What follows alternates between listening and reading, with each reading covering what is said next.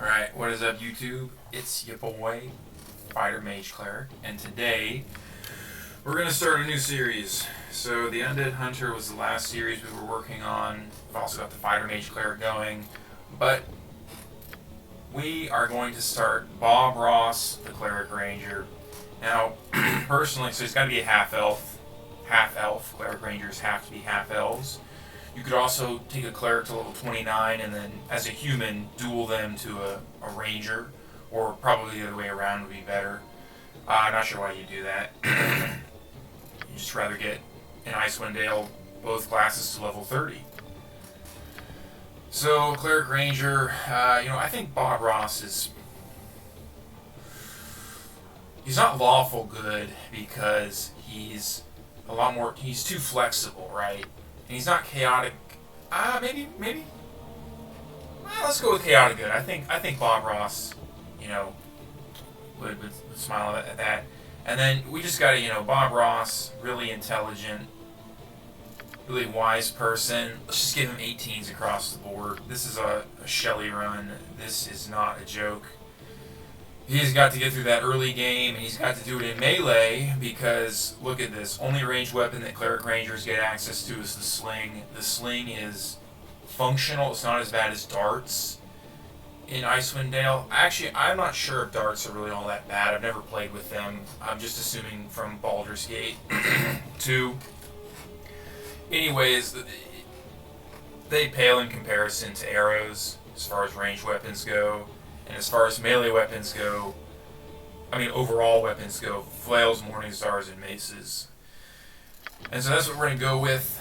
There's an argument here actually to go with the club, because there's a +5 club that we can get pretty early on. I'm kind of tempted to do that, to be honest with you. And actually I think we're going to go with that, but that means that now we have to get Sfion's club in Heart of Winter on the Burial Isle. And, it's not too difficult to get that weapon. But you do need to clear out some of the barrows where there's just, I don't know. Maybe it's a better idea to stick with a mace. And that's a good question. I gotta think about this one. So, fundamentally, when are we going to Heart of Winter? That's kind of the question here. If we're going to Heart of Winter before Veil of Shadows, which is a questionable decision, I'll grant you that, we would probably want to go with clubs here. If we're going to Heart of Winter after the Veil of Shadows, we probably want to go with maces. When should the Cleric Ranger go to Heart of Winter? I would say before Exonimi. Alright, you can clear parts of Dragon's Eye, but, I would really honestly want to go to Heart of Winter no later than after the Veil of Shadows. Possibly even before, because there are some fights in the Veil of Shadows where you have a tough time of it as a solo character who's still, kind of leveling according to the base game's progression. This is a difficult one.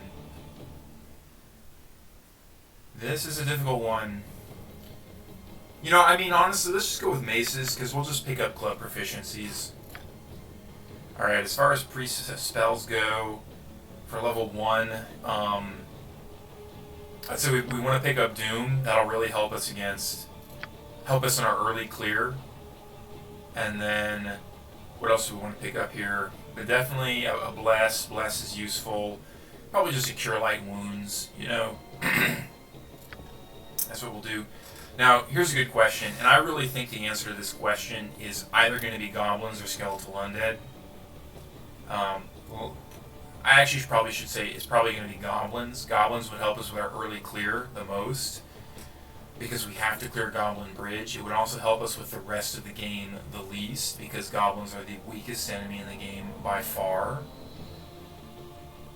However, if we could just snowdrift them at the point that we need to, which is very likely that we can, it's probably a waste to pick up goblins.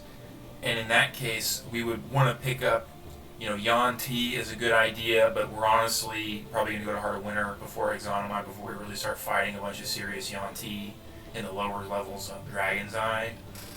Because the thing about it is, here's fundamentally why, as a Cleric Ranger, you should go to Heart of Winter before you go to Dragon's Eye, in my opinion. And it boils down to Trolls. Trolls are a pain in the ass to deal with, and that's putting it lightly as a Cleric Ranger. As really anyone that doesn't have access to easy fire damage, which at this point in the game, probably the most reliable fire damage is from Troll Slayer, and Troll Slayer is really expensive, and it's not very good otherwise. And so 30,000 gold is a lot of gold for a weapon that is just about convenience, kind of. It's a little more than that. You can throw Flaming Oil at Trolls, but trust me, until you have soloed through Dragon's Eye as a Cleric who can't use bows and therefore can't use fire arrows, who doesn't have access to Chromatic Orb with acid damage, so you can't take out the Trolls that way. There's Agonazar's Scorcher, which is very clunky. There's Fireball, which you get on Dragon's Eye level 1, so that's probably a good option as well. But the problem is that you really want just a convenient single target weapon so that you can, when a troll goes down, you can kill it. Because otherwise you'll be leaving all these trolls out, and some of them will be getting up right before you can kill them. It's just a pain in the ass, and they're just a real pain in the ass, but they're not worth a racial enemy slot. Cadaverous Undead, so that would be Ghouls, Ghasts, Wights, Drowned Dead,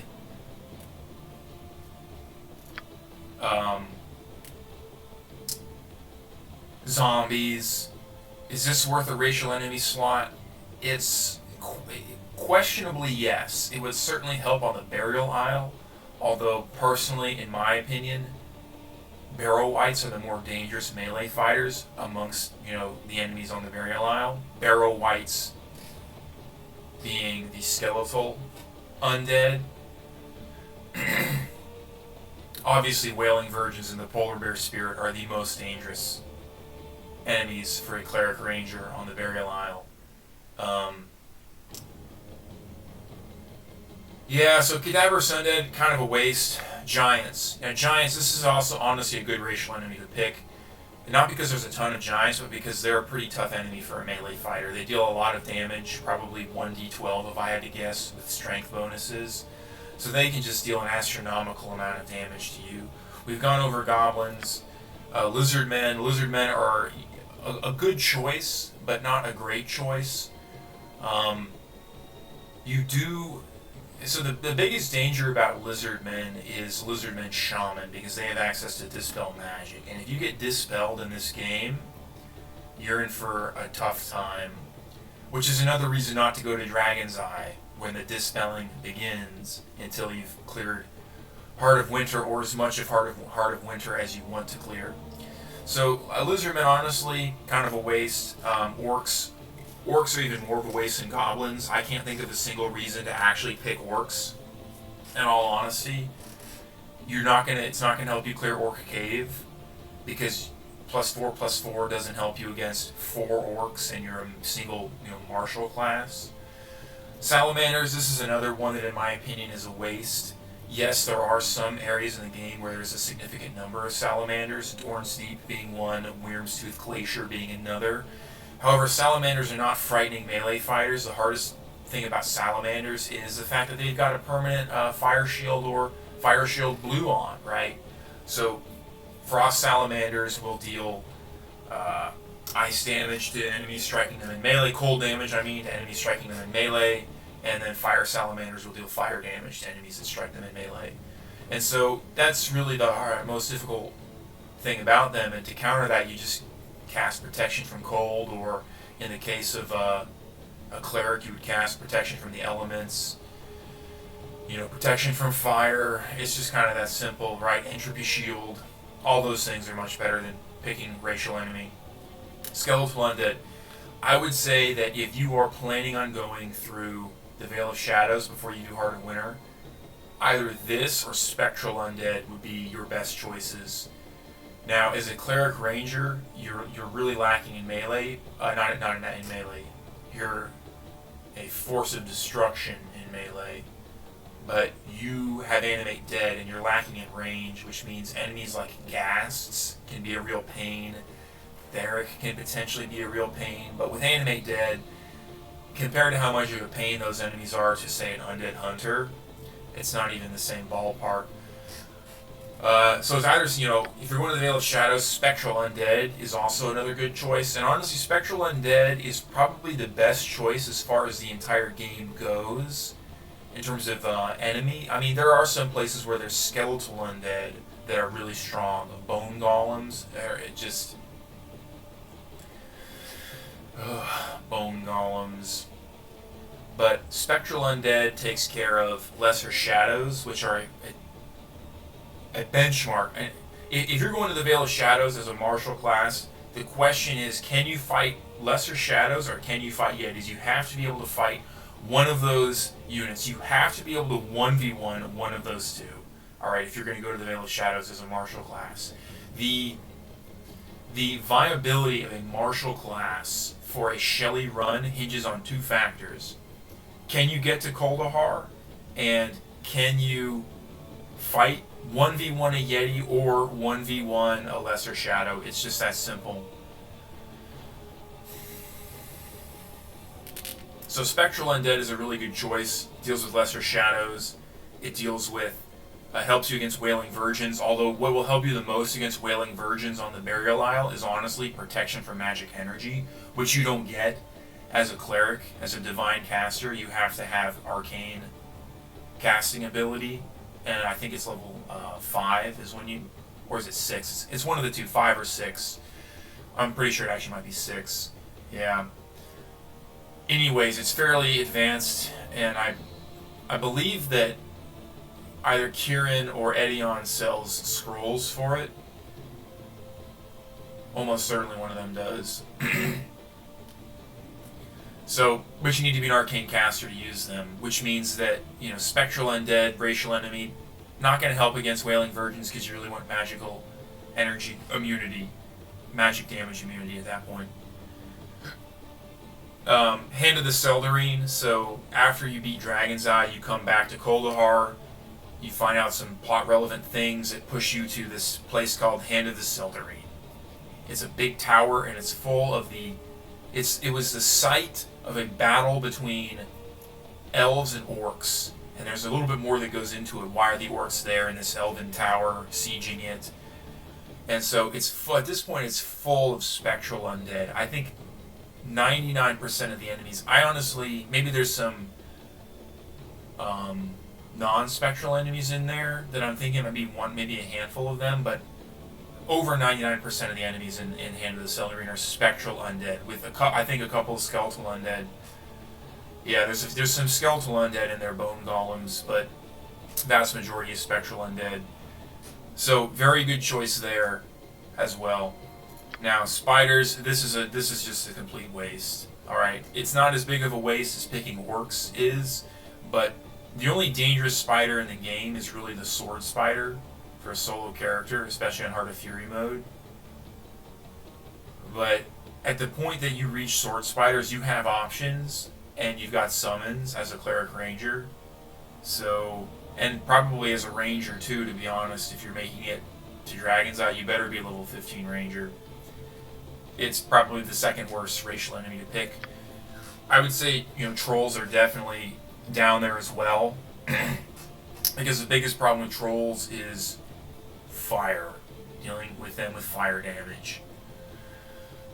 Which, I went on a rant about that a little while ago. Umber Hulks. Now, the thing about Umber Hulks is, yeah, they're tough melee fighters, but the scariest thing about Umber Hulks for a solo character is that they can confuse you. Once you can deal with their Umber Hulk gaze, which is basically a chance to confuse you, and you've got multiple ways of dealing with this. Chaotic commands, if you're a cleric, mind blank. Yeah, there's a lot of ways of dealing with this. Not really important. Umber Hulks don't show up very much in the game. They show up in Trials of the Lure Master. They show up in the late game of the base game. It's just kind of, I would put Umber Hulks down there in the bottom tier of racial enemies. Yuan-Ti, that's a good racial enemy. I would say that if you're thinking about clearing, I wouldn't say you should clear Exonomai, try and clear Exonomai before Heart of Winter. I should say the most you should consider doing is clearing up to Exonomai in Dragon's Eye, because if you can get to Exonomai at that point, you will have a nice selection of magical items that will really help you in Heart of Winter. You will probably be able to go to Heart of Winter and stand toe-to-toe with the enemies on the Burial Isle. Another spectral undead enemy that you find on the Burial Isle is Ghost Shamans. I forgot about that, and I believe the Polar Bear Spirit counts as one as well, although +4 to hit and +4 to damage, while it will help you against the Polar Bear Spirit, what will help you even more is not fighting the Polar Bear Spirit. The Polar Bear Spirit is one of the toughest enemies in the game. It's just a terrifying. It's just a terrifying fighter. It really is. So Yuan-Ti's not a bad choice as well. However, I think that what I'm going to go with here is I'm going to go with probably Spectral Undead. That's what I'm leaning towards. But I'm kind of also considering Goblins just to make the early game a little bit more consistent. Granted, we are a Cleric Ranger, so we can Snowdrift them. We have access to every single spell that we could possibly want to deal with the early game. And so it's probably a waste to pick Goblins, which leads us really up between Spectral Undead and Skeletal Undead and Cadaverous Undead. And probably they're all pretty balanced choices. It's just about which one is, going to be the most impactful. And just thinking about it, I'm going to go with Skeletal Undead. I'm heading and hawing here. Because I'm thinking, here's the thing, as a Cleric Ranger, you get access with... I'm playing, total transparency here, I'm playing with the reverted Cleric Ranger. So this is the one that gets access to Druid spells from level 1, from the start of the game. And the reason for that is that, just in my opinion, the Cleric Ranger deserves to have their full glory unshackled. Alright? It is unjust, not justified in my opinion, I understand why, but it's just an unjust action to force the Cleric Ranger to not have access to their full glory in the original base game, where their divine casting progression was purely tied to their Cleric level. And, maybe it wasn't exactly like that, but they could cast Druid spells as if they were a regular Druid. Right, that's how it should be. So the reason why I'm hemming and hawing about this is that as a Druid caster, you can get access to lightning damage is your number one tool as a Druid playing a solo run next to your summons. It's really your summons and lightning damage. And Cadaverous Undead are resistant to lightning damage. So honestly, I'm going to go back. We're really going to quickly fit that out. And then we're going to pick Bless, Cure Light Wounds. I apologize for hemming and hawing like this. We're actually going to go with Cadaverous Undead. I think Cadaverous Undead is the better play here, even though, we have crushing damage. Skeletons will fall before us. Oh, I forgot to get a sound pack for Bob Ross. Can I get a sound pack for Bob Ross? Bob Ross voice pack. Oh, I don't have to get a voice pack for Bob Ross on here. Alright, well, so what we're going to do here, I apologize, this is an oversight on my part. We're going to... God's grant me strength. Yeah, that's probably Bob Ross. What we're going to do is we're going to go this episode with just the, one of the stock of voice actors, and then we will get a soundboard for Bob Ross, and we will figure out how to integrate that into the game, into the character. Alright, Bob Ross, let's go. Our tale begins. We don't care. We've seen that a million times at this point. Hey, Arthur, I'm Bob Ross, so I'm going to be very polite and kind to everybody, because I'm Bob Ross. Alright. Come by and see me at my house. Yeah, sure thing, Arthur. So, just talking about the Cleric Ranger, this class is... It doesn't have access to arcane spells, okay? So it's not as powerful as the Fighter Mage Cleric in the late game, Agreed. But it's got to be up there, you know. And honestly, I would say the early game for the Cleric Ranger is better than the early game for the Fighter Mage Cleric. Agreed. Because the Fighter Mage Cleric, what they really have to do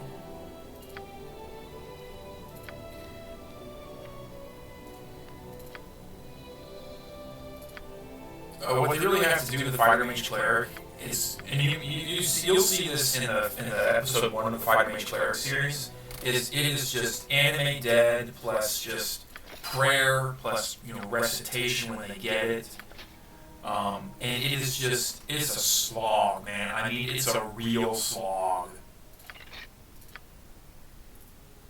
Yeah, I don't need to micro optimize that much. I was thinking about waiting and just picking up maces, because I can always grab Morning Stars from the ogres, but, you know, it's not that big of a deal. Alright. Another great thing about the Cleric Ranger is they start out with 2 weapon style. 2 pips and 2 weapon style, because they're a ranger. The Cleric Ranger, and if we look at our... Oh, I don't see Druid spells here. Let's fix that. I can fix that really quickly. I guess the Baldur.lua. Excuse me, chat. I have to go fix this real quick. We have to go to .local. So basically, what happens is in the original base game, like I was saying, the Cleric Ranger has access to Druid spells, and it's a developer oversight. If you look at the specification for the Cleric Ranger, they're not supposed to have access to Druid spells from level 1. They're supposed to have, you know, the Ranger progression, but it was just how, you know, the implementation worked.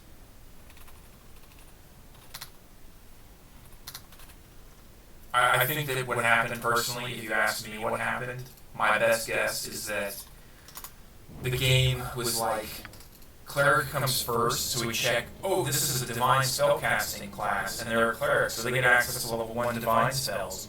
Oh, they're a Ranger, so their Divine Spellbook includes Druid spells. And that's just kind of what happened. Alright, let's see, this fixes it. It didn't fix it. What the fuck?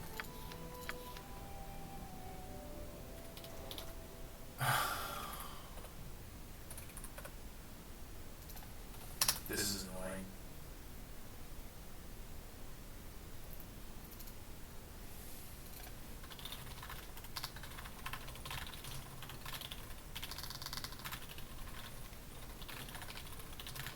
Gotta go on the internet and make sure. That's really weird because it was, the option should have been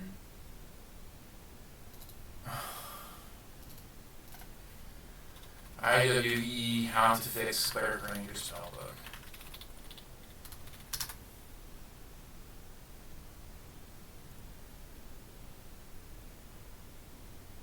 Yeah, I set it to 0. And then I restarted the game. Right? I restarted the game.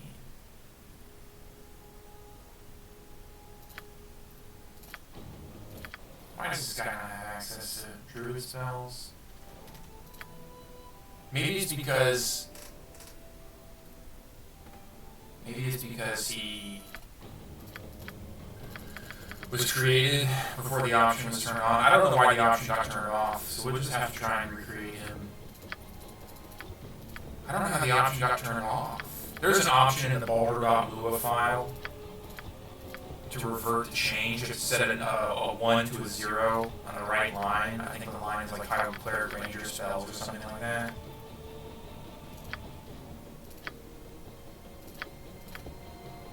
And we were going with Cadaverous Undead to deal with Drowned Dead better. And we'll fix this. God's grant me. And your name is Bob Ross. Our tale. I didn't see the Druid spellbook. This? What the You think? hell, Well man? then, I've gotten this to work before. Come by and see me at my house. There it is. There we go. Yeah, that was it. So he's got, I would discuss with you. in this case, it's Entangle, SHEL1I, and Sunscorch. So just, you know, great spells. Oh, we're going to do this Cleric Ranger, Bob Ross. Actually, Bob Ross deserves to be first. SHEL1I. Yeah, SHEL1I, Bob Ross, Cleric Ranger. No. We don't want him in the middle like that. Cleric Ranger, Bob Ross. Oh, yeah. Alright. So yeah, now he's got access to Druid spells. He's in his reverted form. This is the most powerful form of the Cleric Ranger. Cleric Ranger, I don't want to get ahead of myself, but, you know, I got to put this class in S tier. It's not above the Fighter Mage Cleric, because the Fighter Mage Cleric, it's really an academic point to criticize their animate dead versus the, you know, Cleric Ranger's awesome might of Call Lightning and Animal Summoning 1, and later on they get Elementals rather than just Aerial Servant. But still, all that, we're not being rude to this guy, we're just being patient with him.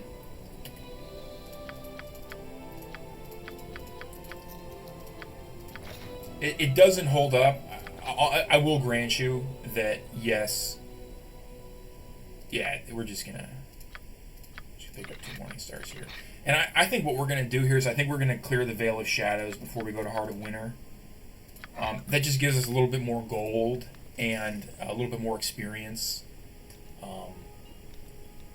which will be nice to have going into Heart of Winter.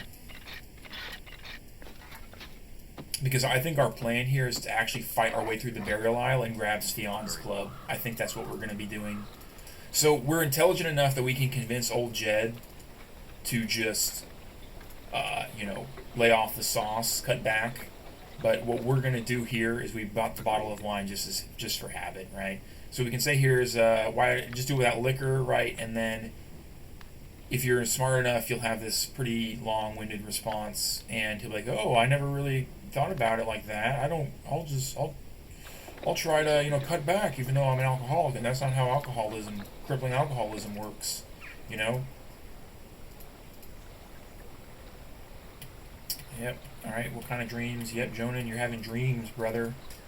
He is having dreams, and there's a magic woman in his dreams, and the magic woman is in the southwest corner of this map. So yeah, getting back to the Cleric Ranger and just gushing over the class. Yeah, second most powerful class in the game. They can't 1v, you know, they can't, like in a 1v1 against a 30-30-30, you know, full-powered Fighter Mage Cleric. The Fighter Mage Cleric is clearing every single time. It's not even a competition. Like, just to give you a sense of how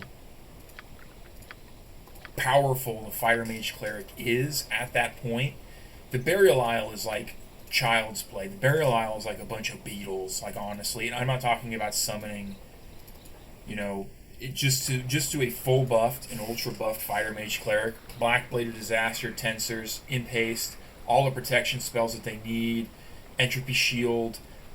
You can go on, you know, go down the list, right? And the Fighter Mage Cleric just tears through. Even the Polar Bear Spirit is just... Even the Polar Bear Spirit is just like a balloon animal, really, against that. Protection from fire, protection from magic energy. Nothing can even touch the Cleric Ranger at that point. And they got regeneration on, so if they do, and they've got 400 hit points at that point from Tensors, the only thing that can stop a Cleric Ranger at that point is spell immunity, is Dispel Magic, but they have spell immunity Abjuration. So you might even want to put the Fighter Mage Cleric in its own tier, honestly. I think that's really justified. So I think we're level 2-3 here. We've got 3600 XP in both classes, so that's good for level 2 on the Ranger and level 3 on the Cleric. That'll give us level 2 spells. And actually, let's just cash that in. Yep, level 2 priest spells, 19 additional hit points. So if we go look at our... What are we going to add here? Definitely Sunscorch. Sunscorch is super useful. So, yeah, Spiritual Hammer, Hold Person, Alicorn Lance. That's useful. Draw upon Holy Might. We're going to pick one of those. Charm Person or Mammal. That's another great spell. I mean, this is just an extremely powerful spell book. But I think what we're going to do here is we're just going to fill it out with Dumbs. We're just going to get a dumb. up in here, and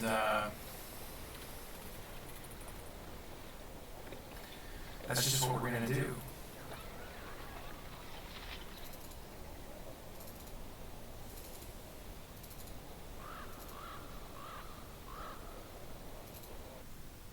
Onward.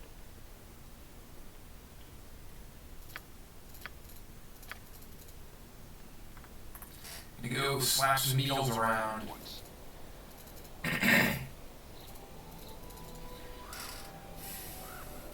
Just speaking about power level, the Cleric Ranger has the second highest power level Onward. of any class for a SHEL1I run. Arguably, you could argue that the Mage Cleric has a higher power level. I don't.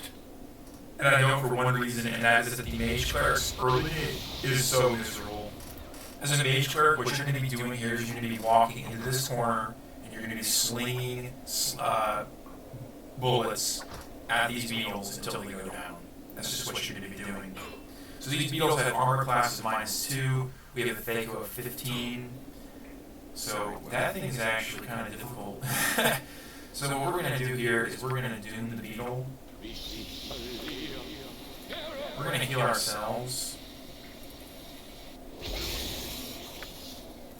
We're going to sun scorch the beetle. But before we do that, we're actually going to bless ourselves.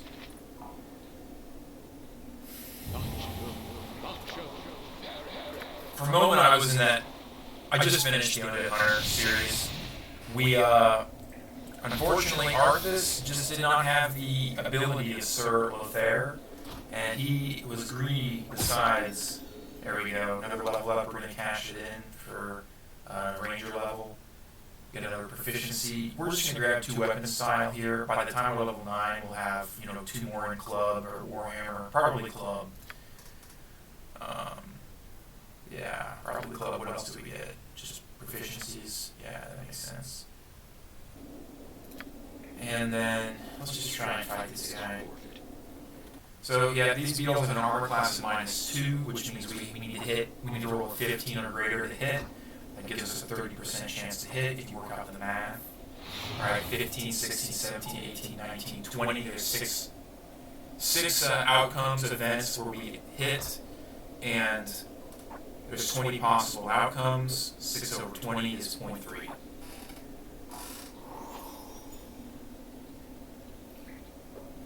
Our draw upon Holy Might is off.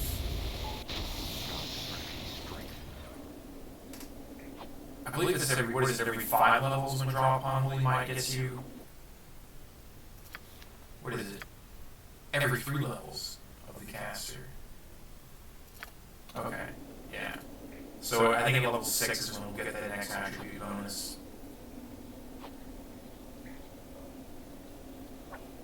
I don't have the middle part of the strength attribute progression memorized. But I know that 19 strength is +3 +7, exceptional strength at 18,100 is +3 +5, +6. I believe that 20 strength is +3 +8, 21 is +4 +9, and then after that 22 +5 +10, 23 plus. Nah, there's something off. I know that 25 is +7 +14. So at some point the Thaco level's off, and the damage decreases by more than just 1. Anyways, yeah, we gotta wait for this guy to do his thing. We can snowdrift this, but not if the beetle's not doing anything.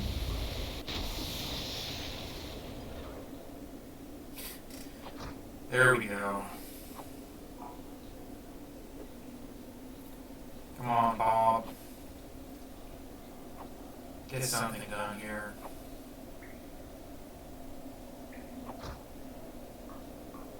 That's nice. So now we hit on a 16. Right? Yeah, so now because we went up a level, we're hitting on 16s, so we got a 35% chance of hitting this beetle. With the main hand, with the offhand, we have a 25% chance. Got him. No level up.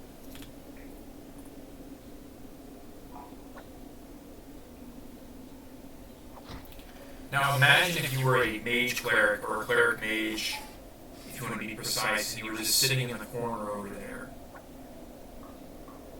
throwing bullets, throwing rocks at these beetles. All right, that's the only thing you have to do. You can't melee. I guess with a quarterstaff, you could also have a quarterstaff and melee the beetles that way. So I'll grant you that you could use a quarterstaff instead. But probably as a cleric mage, you probably want to go with a sling. I'm thinking. I mean, it's arguable, right? Especially with draw upon holy might, which you have at this point. Okay, I mean, maybe it's better to, because you get a dex bonus from being an elf. There's our cleric level. More spells gained. Yep, grab that, and then I think here what we're going to do is we're going to grab Alicorn Lance and actually get some parity. Alicorn Lance is a really useful spell early game for a druid. I maintain that. Just looking at level 2, Beast Claw is viable if your strength isn't, exceptional like we have. But Alicorn Lance is just really, especially with the summoning class, when your summons are attacking a unit, it's so much value because no matter what happens, that target that you hit with Alicorn Lance will have a -2 armor class penalty, right? So all your dudes that are attacking that unit for the 6 rounds that it's in effect will deal, on average, are expected to deal 10% more damage. That's huge, honestly. That combined with Bless and Recitation and then if you're a pure druid and don't have access to Bless and Recitation, like the Cleric Ranger does, or you're a fighter druid and you only have access to druid spells, or you're just a plain ranger and you don't have access to druid spells, to cleric spells, I mean, Alicorn Lance is really helpful, especially when paired with Call Lightning. You can just shred enemies. We're almost done here. Just one more hit, Bob. I see that 15. There we go. Now we go up to Grisella, and we will get another cleric level here, right? No, we'll get a ranger level. My apologies. How about a drink? Yeah, sure. What kind of tavern? You run out of everything? Our ranger level, our Thaco goes down by 1, our hit points go up by 7. Pretty good, if you ask me. So, we are pretty strong. Right now, we're one of the strongest early game classes. We might even be the strongest early game class. But we are not strong enough to deal with a wolf without our spells. So that's what we're gonna do. And actually, let's just check our spell book. So yeah, we want Sun Scorches, Cure Light Wounds. We'll keep Cure Light Wounds in there. Hold Person. Yeah, that's not useful.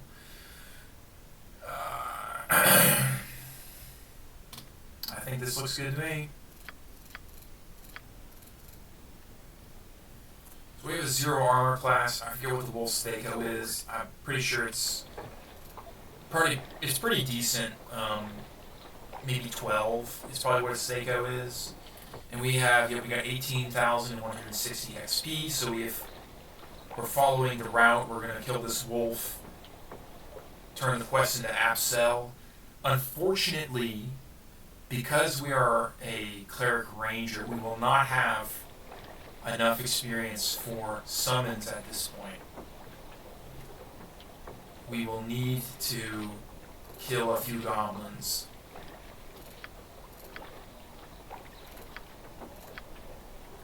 Very well. I will dispatch your troublesome hound shortly. Oh, come on, Bob. The door is just around the corner, my brother. Alright, we got ourselves a wolf here. And I think what we're going to do, it's 3 rounds, okay. So, yeah, it's just 3 rounds, it's not 6. Same thing with Sun Scorch. So, we don't have the space to get a Doom off. I think what we're going to do is we're just going to immediately head outside and start running away. We're going to get max distance between us and the wolf. And then what we're going to do is we're going to just Doom it. Almost there, almost there, almost there. Okay, we got it. Ah, dang it.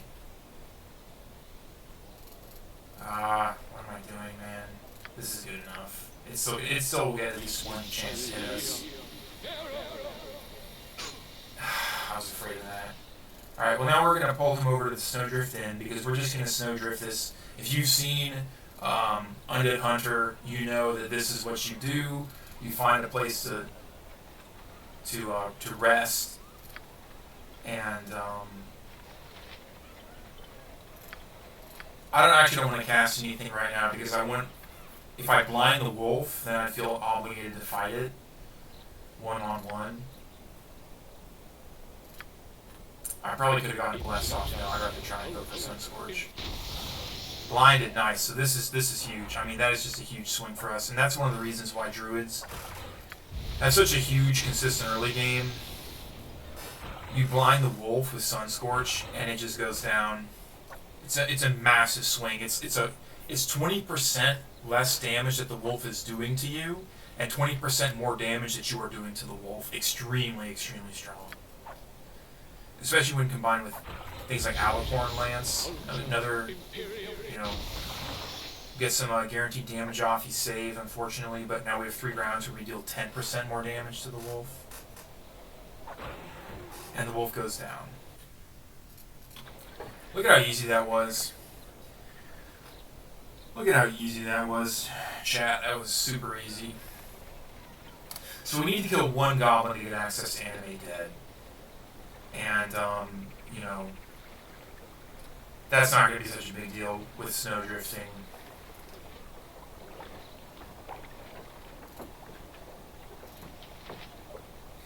Thank you. Thank you, sir. We got the spells to take on a goblin here. We'll have to kill 2, actually. We won't get enough experience just from 1. That's unfortunate, but it is what it is. Now, an alternative is to kite the wolf into the goblins, charm the wolf, and use the wolf on your side. I'm not really too certain about that. It seems kind of overcomplicated, if you ask me. Yep. We'll deal with those thieving monsters. And Charm Animal, I haven't found charm spells in general to be very consistent. For example, Charm Person or Mammal, you can charm orcs with that, and you might be able to charm ogres. Let's hit myself with the Bless, actually.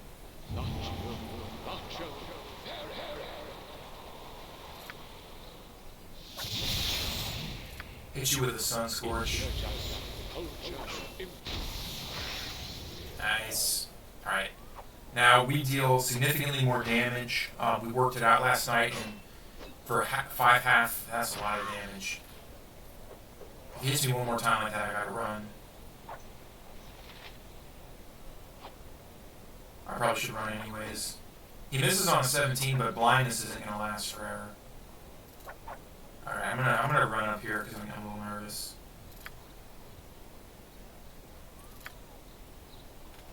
Sitting with Alicorn Lance.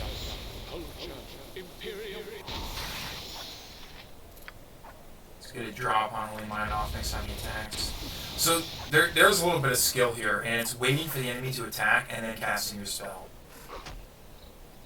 Because the way that combat works in an Infinity game, alright, we gotta go. We gotta go. Oh, buddy. I kind of feel like Alicorn Lance is underperforming, but I don't know what to put in its place. Oh, Hold Person, of course. What am I talking about? Goblins or people? Barely.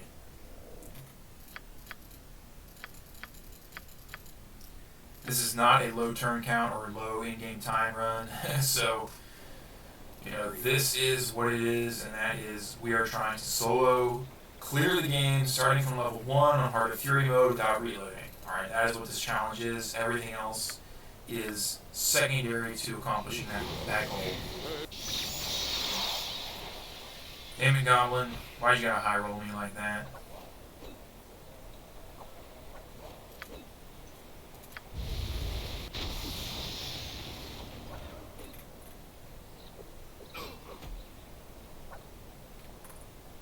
Brother, could you hit him? Could you do that for me? So the way combat works in Infinity Engine games is kind of weird. Come on, man. One more hit and I gotta run. You really just miss on a 17 against a blinded goblin? No, he saved versus spell. Wow. You miss on a 17 against a goblin, which means this thing has -7 armor class, right? Fear I am wounded. That's just terrible, man. That is terrible. We got one hit off on the goblin. That's pathetic.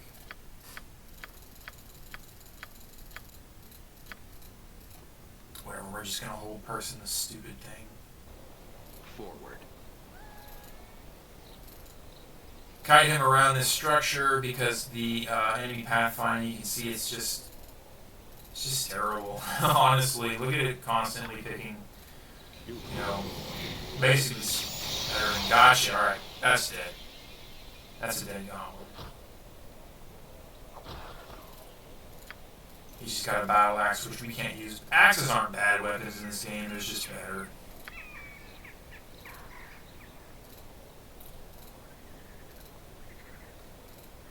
We need to be careful. Okay. Want to get Doom off on him. Got Doom off on him.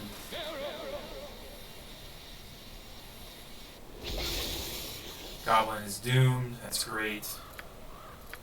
Now we're going to hit him with a whole person. Unless he's not even going to appear. This is annoying. Alright, well we got 2 goblins. What a mess.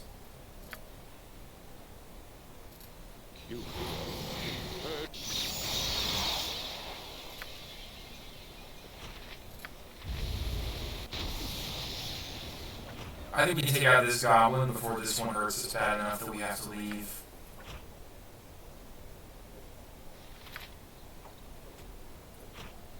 We gotta be fast here though. That's big damage, man. Alright. Is that Cleric level 5? Yes it is. Thank you, Cleric level 5. Cleric level 5 for Cleric Ranger is huge because it means we get access. Look at this spell book. Look at this spell book. It is crazy. It is absolutely bonkers. Call Lightning, one of the best damaging spells, if not the best damage spell in the game. It is, yes, it's lightning damage. Yes, it's not all at one time. It's spread over 11 bolts. But, and it's also single target, not like Abby Dalzum's Sword Wilting. But it does more damage than Abby Dalzum's, a max level Abby Dalzum's does. Cloudburst is no good. I mean, I guess it's... No, it only lasts for 2 rounds. Yeah, Cloudburst is just no good. It's just straight up not good, man. Alright, we're actually going to see if we can get some, Did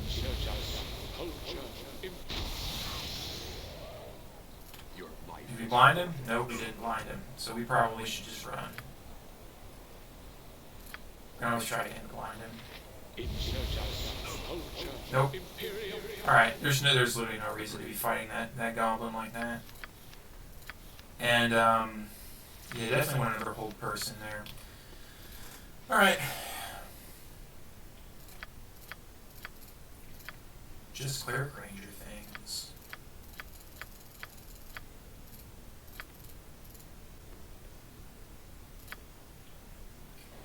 So we want to get some separation here.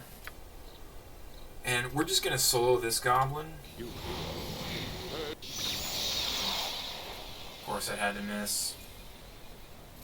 We just want to solo this goblin so we can get an animate dead off for certain, and then just go clear the rest of the bridge that way. And all we need is just one of these whole persons to the last thing. Just like that. They're not arcane spells, and this is, I'm going to come back to this a lot. So, you know, bear with me. They're not arcane spells. The Cleric Ranger does not get access to arcane spells. It is a weakness of the class when you look at it, you know, in those kind of stark terms like that. But just Druid spells and Cleric spells go together so well that it almost, it almost can be forgiven, right? Not more powerful than the fighter mage cleric, of course. But early game mage spells, we also can't fall into this trap of treating mage spells like they're, just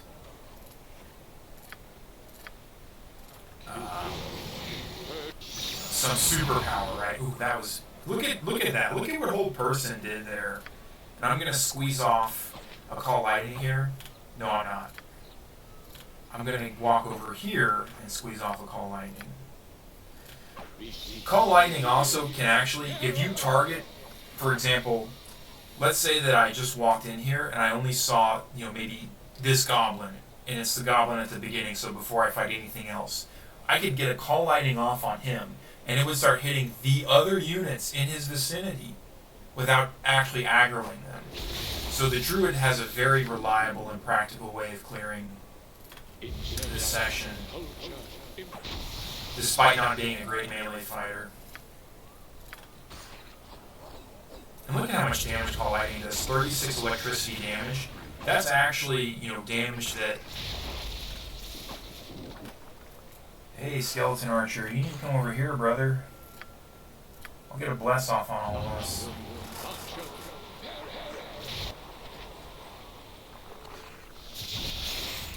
Alright. Bob, you really missed with a 13. That's just, that just sucks, man. Let's kill this goblin so I can Sun Scorch this one.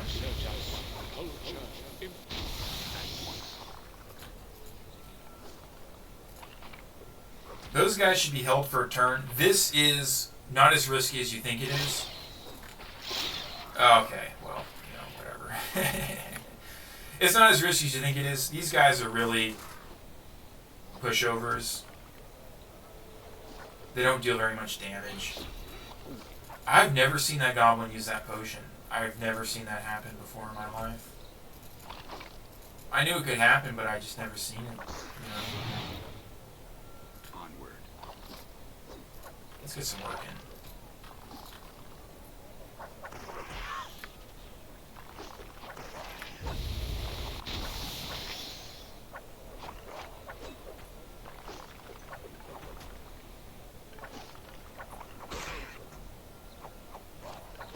Yeah, 2 piercing damage, who cares? It's a 1d4 because they're just punching us. Of course, we're not much stronger ourselves. Our skill, we missed on a 17. That's pathetic.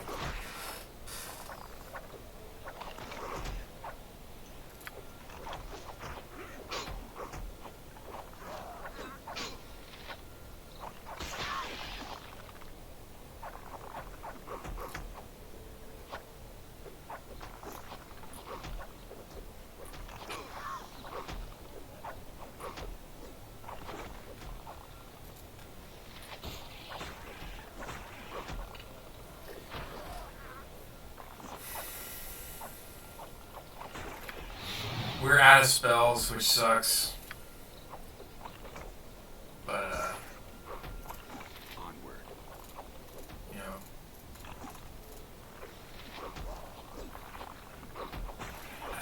Can you just attack you were attacking it in the first place. So we're out of spells, which sucks. And there he switches his focus again. And Skeleton Archer is not helping with his ADHD. But, there's just no way that we lose this. It's just impossible. Our skeletons just resist what they do, and, they're not smart enough to focus on me. We just have to sit here and wait for Bob Ross to actually hit someone.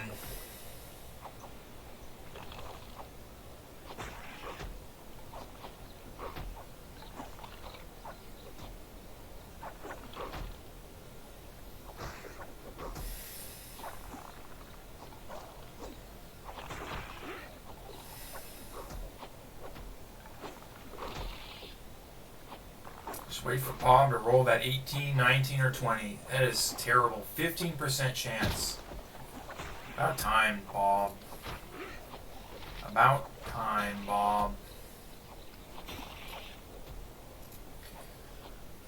This is another reason why Call Lightning is so good, especially in conjunction with summons. It's guaranteed damage. It's just so good. It's so good. Another level up. I'm pretty sure that was a ranger. It'd have to be. And hey, we cleared Goblin Bridge, right? We cleared Goblin Bridge. This gives you a sense of scale. We cleared Goblin Bridge. Where are you? There you are, in the same time that it took, like, the Undead Hunter to fight a goblin. You know what I mean? Alright, so, yeah, Ranger level up. Just some more Thaco reduction, which is good. No new spells. We have to go to Wolf Valley next, and so, you know, with Wolf Valley, what we're really going to do is we're going to cast Animate Dead, and we're going to see how much we can get done with what we get. Animate Dead, it is a great spell in the sense that it just transforms the run when you get it. It actually, like, makes the class come online when they get access to it. But in stark terms, it's a pretty weak summoning spell, and you really want to ditch it for. If it was summoned 5 skeletons, we're talking a different story. All right, that's a strong spell, but you're summoning 1d6 skeletons and zombies. So zombies suck. They're just meat shields. They don't do anything. They don't have the resistances that skeletons do. Right. So I got 3 zombies there. That's not a bad Animate Dead, but it's not a great one. Let's charm this guy.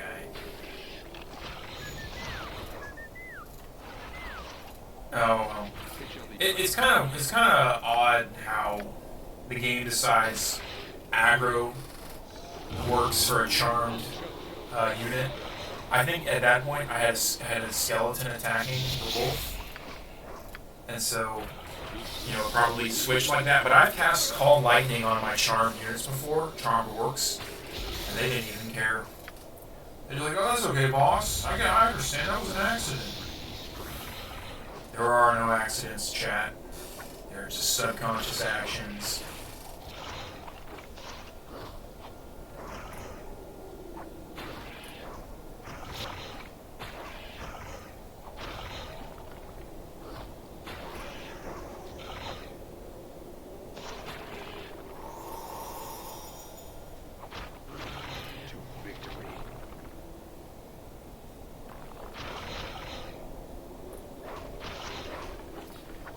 And see, look how easily we cleared these guys.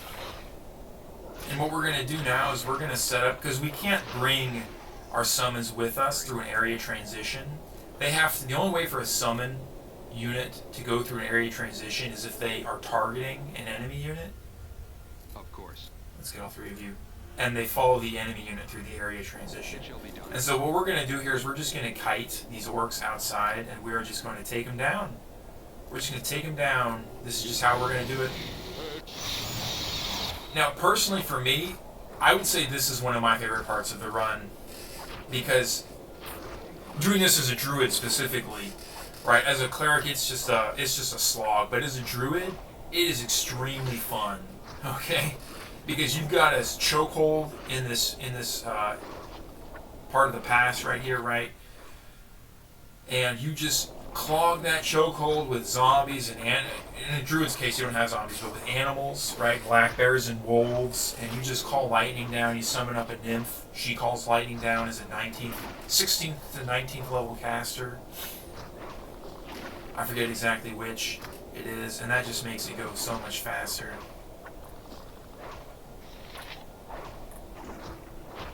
But it really is the Cleric Ranger that has the strongest early game of any class, in my opinion. Have we ever been in danger? Maybe against the first 2 goblins in Goblin Bridge. But other than that, we have never been in any... And even then, I would argue that with the Snowdrift Inn nearby, there isn't really any legitimate danger. Hey, Mr. Zombie, I need you to move there, sir. Ooh, that's a cleric level up, if I've ever heard one. Yeah, more level 3 spells. And so, we want to get more Call Lightnings. We really do. There's an argument for more Animate Deads, but I like to keep the ratio pretty balanced. Animate Dead, it only lasts a finite time. It only lasts 1 hour. Did I get all the orcs? I think I did. I see 4 orcs attacking me, so that's good. You know, so I'm kind of sensing that these zombies and skeletons might be reaching their expiration date. But that's what we've got Hold Person for.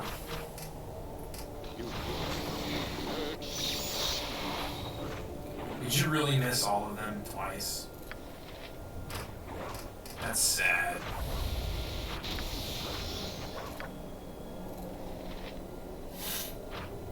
So we're definitely resting after this. Next fight in the cave, I call it the picnic, because there is what you can only describe as a picnic of orcs in the center cavern. And this picnic is actually a pretty technical fight from the perspective of a fighter druid. Because the thing is, a fighter druid gets to this point, and they do not have access to Animal Summoning 1, because they're level 6, because of their fighter levels. But what they do have is they have access to Call Lightning, and so they can actually fight these guys, right? It's kind of, it's kind of terrifying. It's not terrifying, but it's a little scary, because what you have to do is you have to kite them out, get some distance, charm one of the orcs, Call Lightning down, get a Call Lightning off, kite them around the pass. And kiting them around is a little bit, kiting them around is honestly a little bit scary as well, a little bit stressful. Hold on, I gotta make sure that these orcs don't catch me lacking when my zombies disappear. I don't know what that staticky noise was. That indicates that something just wore off. Maybe it was the orc being blinded.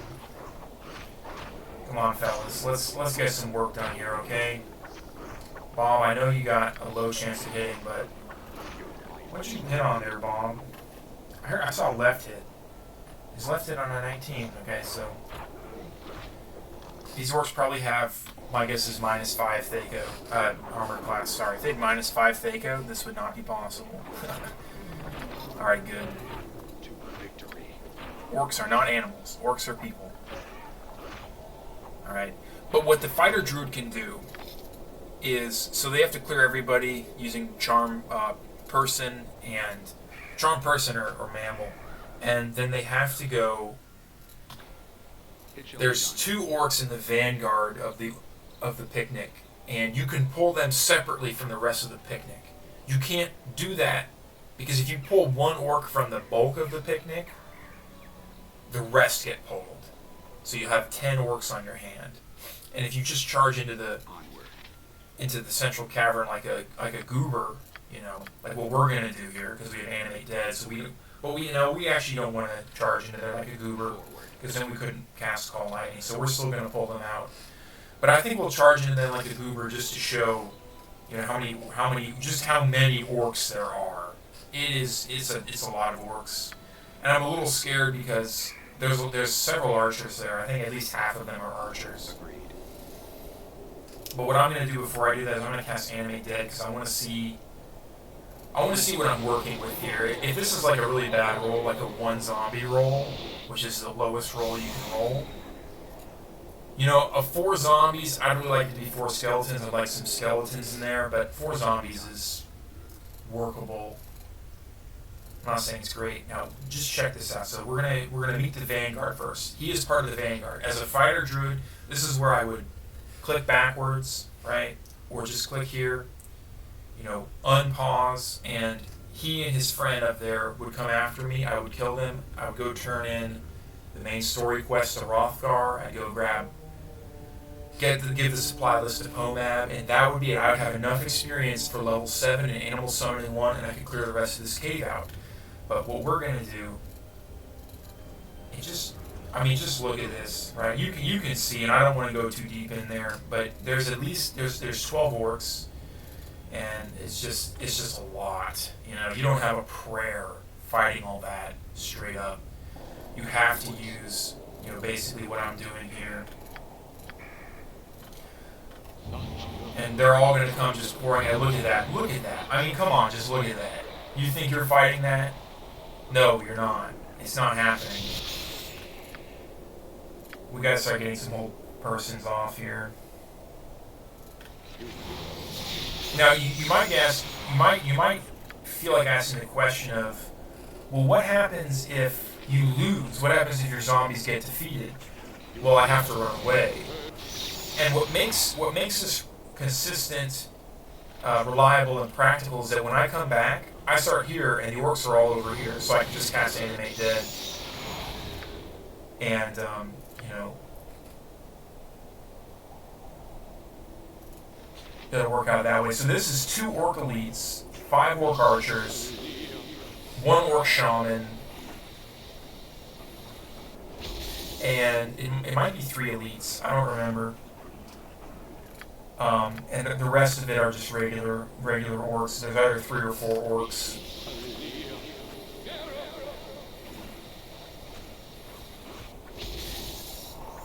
Just an incredible amount of units. Just a really incredible amount of units.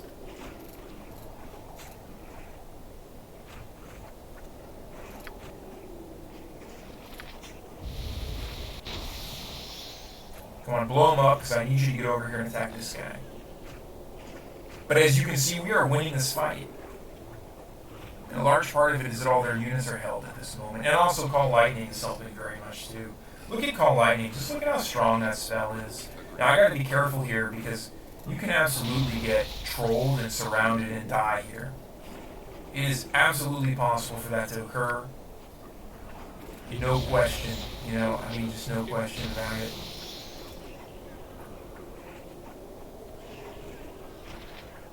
Alright, so all the orcs are back to business. And we're running out of spells here. So it's going to either become a zombie slog, and I'm not sure zombies have the... I'm not sure zombies are up to the task of this.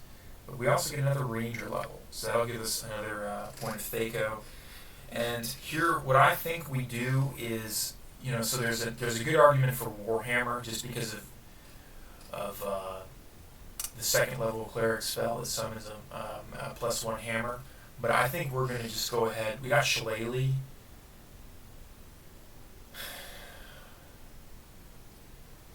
And I just think that we go ahead and grab Club.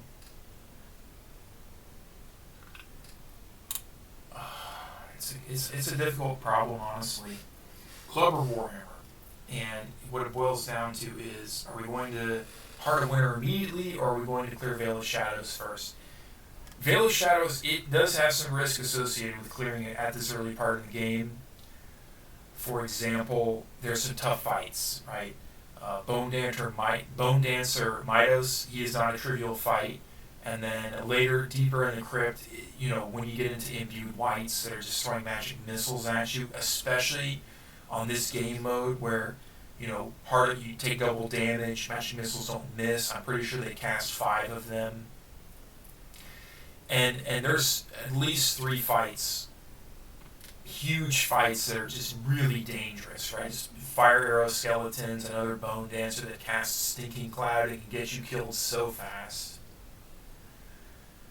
You know, so it is not a trivial problem to think about this. Warhammer might be better, but it might also be better to go just straight to the Burial Isle and grab Sneon's Club, and maybe we can fight our way. I'm pretty sure we can actually fight enemies on the Burial Isle.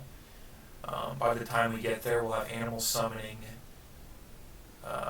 2. We'll have 5th level spells, 5th level Druid spells.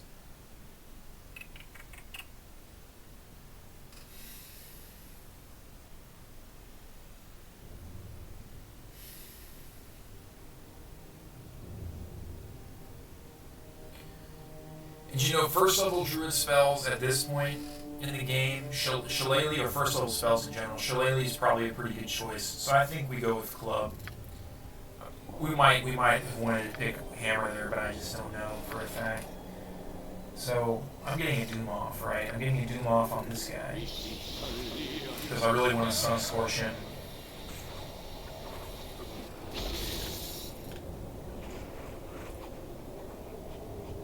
But I know there's also some really weak orcs here that I need to pick off. Come on, just chunk him, Bob. Just chunk the man. Just chunk the man. Alright, nice zombies, you chunked him.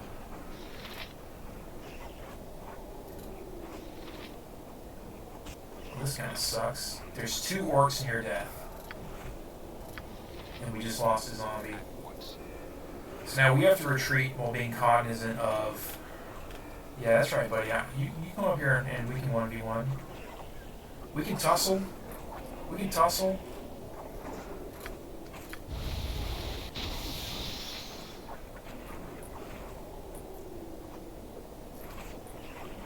We can tussle. Come on, just chunk him, man. Just chunk him. How is it this difficult to chunk a single orc? There we go. Chunk this one, I'm greedy. Nice. Sometimes greed is good, chat. Alright, now our doom wore off. I'm pretty sure this is the guy we doom, but we're gonna just roll the dice here. Oh, it didn't work. I could kite to around here and then attack this orc elite. He's probably the one that's best target. But that's kind of dangerous. Granted, you can juke back into the cave and then juke out, and you're free. You end up free and clear, which is really nice on the developers to allow that, to program it that way. But there's some dangerous parts. If I was in this corner and there were orcs here, I'm dead. If I was in this corner and there were orcs here, I'm dead. If I was in this corner and there were orcs here, I'm dead. You know, it's dangerous. Wolf Valley is not a safe place. And if you're trying to juke around, it's a really tight space. You know, with maybe like something like this circuit, as a martial class or an archer, you will get attacked in here. You will have to run through this corner, and that corner. It's all dangerous. Yo, what are you doing, dude? So we're gonna have to run back to East Haven and come back.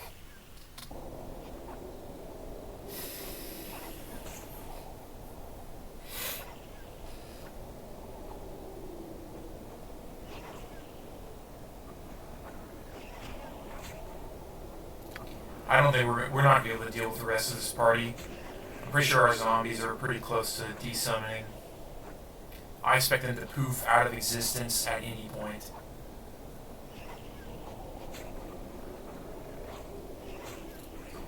Yeah, I'm not even gonna... it's just not gonna happen. We're not gonna be able to take out someone. Oops, I meant to press N there. Alright. Agreed. Well, anyways, that was pretty good, and, you know, this is the hallmark of you pick the right spells, that you use them all.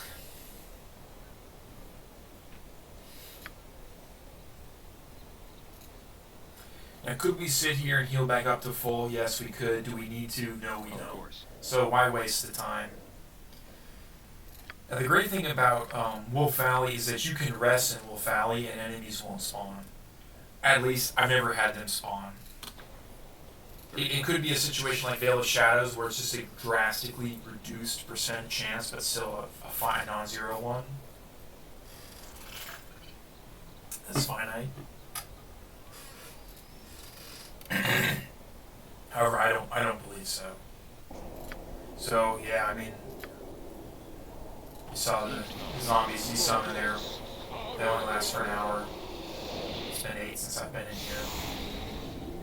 And you have just enough time to get off and they dead.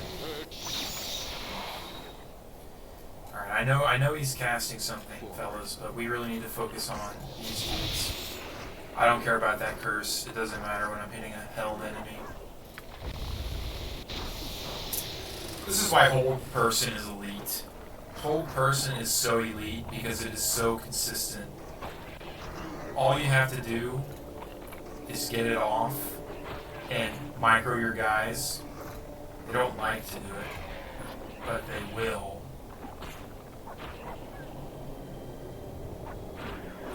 Back to fighting a shaman, huh? That's silly. stop that, please, Mr. Orc? Fight my guy instead. Hopefully I'll get this off. Nice. So getting an enemy unit to de-aggro is not always the easiest thing, but it is possible, and it is an important skill.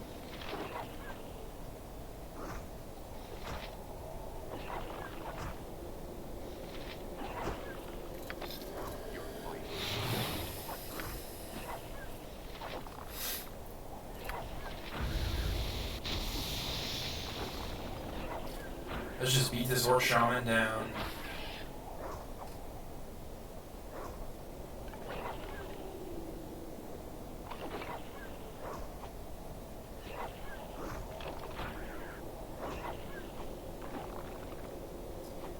We are probably going to rest here before we go into the cave. In fact, we are certainly going to rest here because we can. What would be the reason not to? Let's just call lightning on this floor.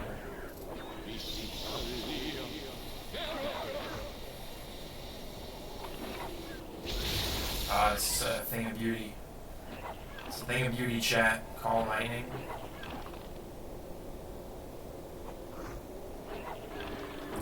Got him. Alright. Yep. Consistent. Healing spot. Resting spot. So I think that's going to be it for this video. The rest of Orc Cave is there's probably another 24 enemies to deal with. There's a magical item that is potentially useful, or just money, that we can get next. And so our strategy here is we're going to run through Orc Cave, and we're going to pick up, there's a ton of little tiny small parties.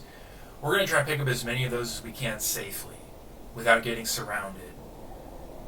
And then from there, what we'll do is we will go grab, the items that we can, get that magical item. And then in the southwest part of the cave is an even bigger party, an even scarier party than the picnic. And I call it the ogre party. On standard difficulty, it's got just one ogre. But on Heart of Fury difficulty, there are 4 ogres. And those things hit like trucks. They each wield morning stars, and they all have, I believe, exceptional strength. So +3 to Thaco, +6 to damage. It's just a bad time, and so that's the goal here, is clear the rest of Orc Cave except for the ogre party. And there's a vanguard to the ogre party. There's a small chamber in front of them that's got some orcs in it.